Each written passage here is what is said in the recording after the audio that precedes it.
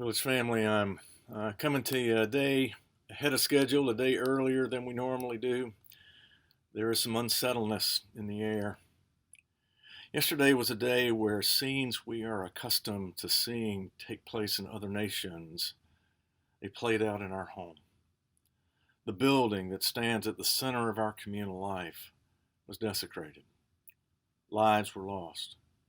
Truth was assaulted. Democracy was attacked both by ordinary citizens and by elected officials. As a citizen, I was saddened and shocked, but as a person of faith, I am informed.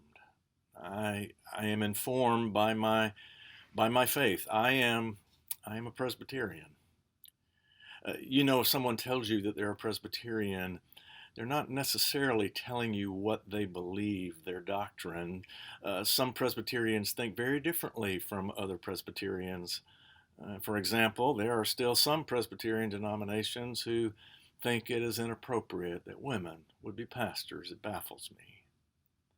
When someone says they are Presbyterian, they may not be telling you their doctrine, but you know something about how they make decisions. To be a Presbyterian is to hold certain values for communal governance. The truth is, my Presbyterian faith is my primary teacher on what constitutes good governance. And the founding fathers, when they established the principles of governance for this nation, they didn't pull these out of thin air. They were greatly informed and inspired by the values that shape the Presbyterian form of government. What we have seen in this country is a rejection or maybe just a deep form of dementia that has erased these values from our communal mind.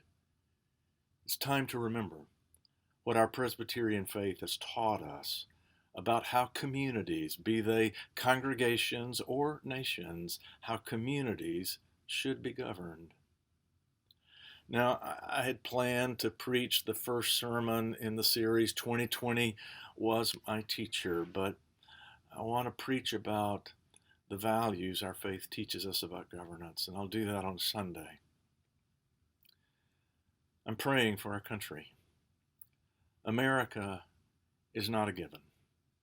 America is a choice. Democracy should never be treated casually. As Lincoln said, we must strive to ensure democracy does not perish from the face of the earth. Never in my lifetime has democracy felt as fragile as it did yesterday. So I'm praying for America. And I'm praying for President Trump and President-elect Biden. I'm praying for our elected officials in Washington. I'm praying for those folks who stormed against democracy yesterday. And I'm praying for the police and guard who faced them.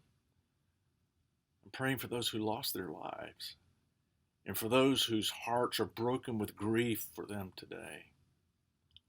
And I'm praying for you. I'm praying that we will not be enslaved by cynicism, but will trust our better angels and continue to live toward a better day, a promised day. I hope you'll join us on Sunday when we look to our faith to attempt to make some sense in these unsettling days. Shalom.